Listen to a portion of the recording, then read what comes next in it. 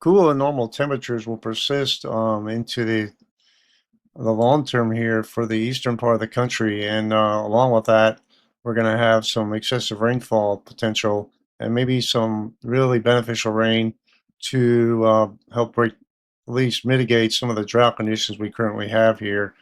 In addition to that, we have severe weather potential maybe next week, and the next 3 days we do have some marginal potential, which I'll talk about today. In my video, also going to talk about the excessive rainfall outlook, which I always do, and talk about the future temps, precip chances, future radar, and finish it out with just an overall review of the temperature anomalies in the coming days and the amount of rainfall we're expecting in the long term as well. So stick around for that and we'll get started. So what's next week look like as far as a pattern and severe weather here? Well, we got this trough that's going to be coming on shore here, and we got our trough up to the north here, which is, these two aren't interacting at this point, and you may get some heavy rainfall here when this trough is moving through. I don't know if there's really going to be any severe weather on Sunday with this, although the probabilities are probably less than 15%. So the Storm Prediction Center probably isn't going to outline anything here. Now we get into Monday. This trough moves in some, right?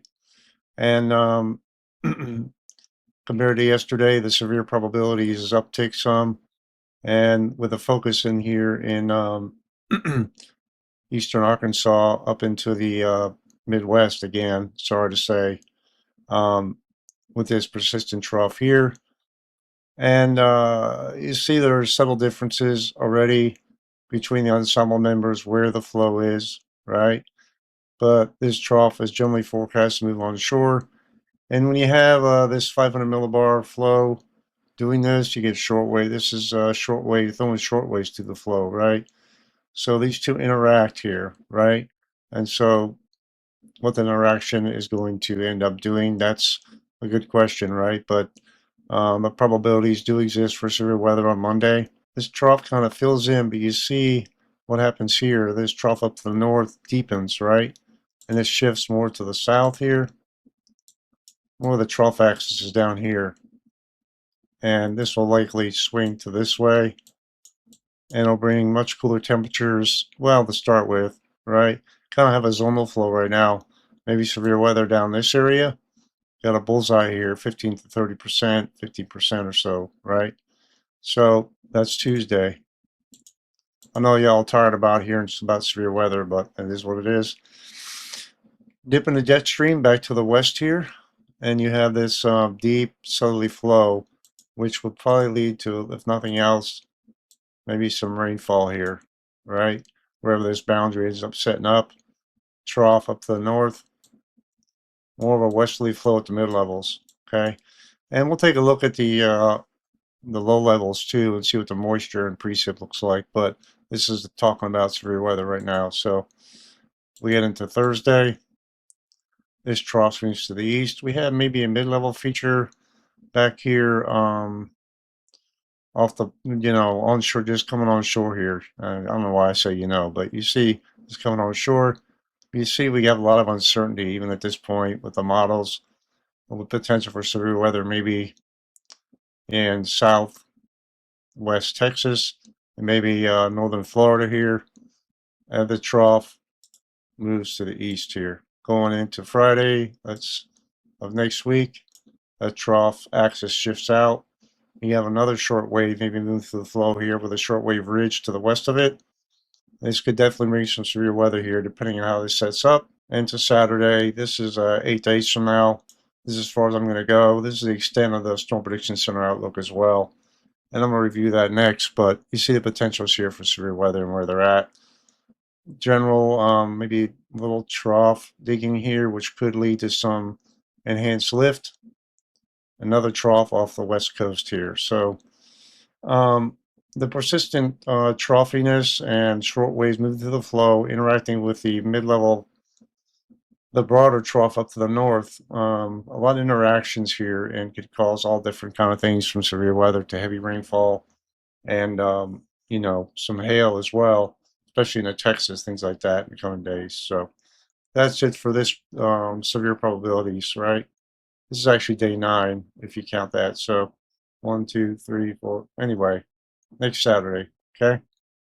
So if we look at the probabilities from the Storm Prediction Center, they're still holding off on any 15% probabilities for the extended here for severe weather. Although when predictability too low means is that um, the large scale pattern is not coming into focus enough to have it delineate at 15% probabilities through next week, right? So this is through Friday of next week.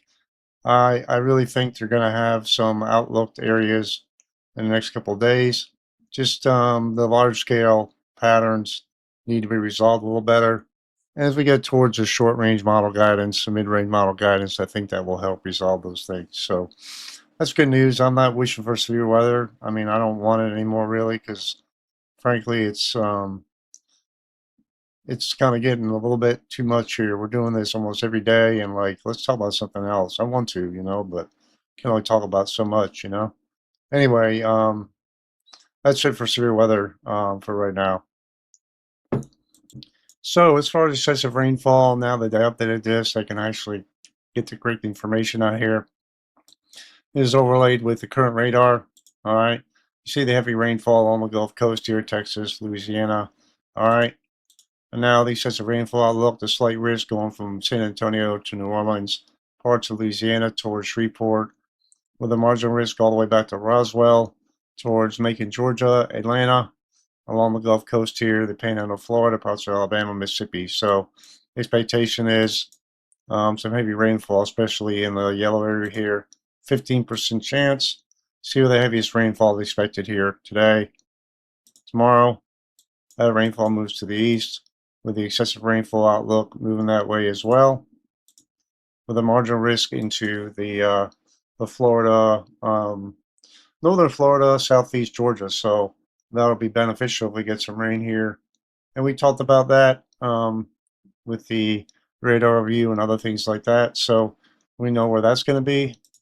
And then that threat moves further to the south and east into southern Florida along the east coast of Florida here, right? And here's the total precip expected right near West Palm Beach as of right now, maybe a couple inches of rain on Sunday.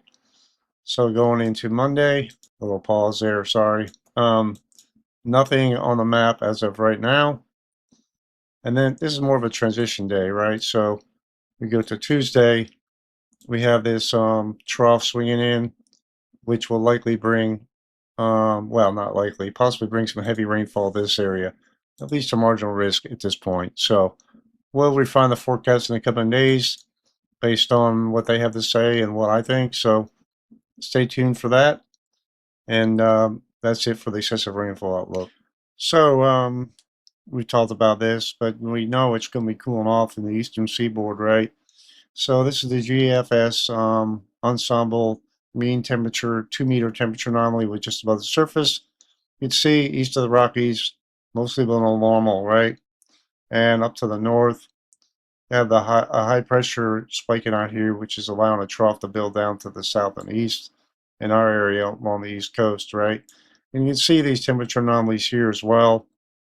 This is likely due to cloud cover and lack of sunshine, right? So that's part of the picture here.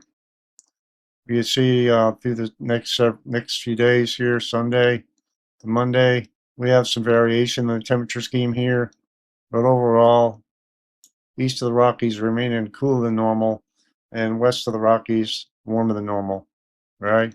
Maybe along the west coast here, staying near normal temperatures, but the persistent trough here looks to be a thing for quite a while here. And it's crazy. Look at these anomalies going into the middle of May, still staying either near normal or below normal here through the middle of May here. And when you get this far out, the resolution isn't nearly as good, but overall, that's the pattern in place here. So what's the precip going to look like above compared to normal in the next several days? This is 168 days out. 130% of normal back to Oklahoma City, in the most of the northern plains and the central plains below normal, but along the Gulf Coast, almost 200% of normal here. Back west, almost too much here, right? But this is good for the south and east. The precip is supposed to be above normal still through the middle of May.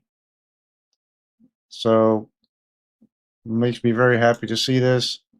Still, we get this far out till May 16th. We have greater than normal precip chances. The expectation of above normal precip chances for the extended here. And here's the total precip expected from the national blended models. Okay, we go through time with this. You see what those highest amounts are in parts of Texas, along the Gulf Coast, central and southern Georgia, into parts of South Carolina, out west here, and along the in the higher terrain out here in California. On the backside of this, we talked about that. They have burn scars out here, so any heavy rain could lead to potential flooding here. Then we have a bullseye building in here till next week with that trough, maybe digging down again. And we go towards the May 12th highest amounts up in the northeast with a kind of a void here in mid-Atlantic. The highest amounts along the Gulf Coast back to Texas and into the Intermountain West and the California mountains here. So this is good news, especially for South Georgia. I would love to get more than this, but we don't need a lot in one time here to make a difference. We need extended periods of just moderate rain, so it doesn't all just run off, you know. So um, that's all I got for today, guys. I hope you all get a lot out of this. I know it's a longer video, but I had a lot to cover today. Hope you have a great day. God bless y'all.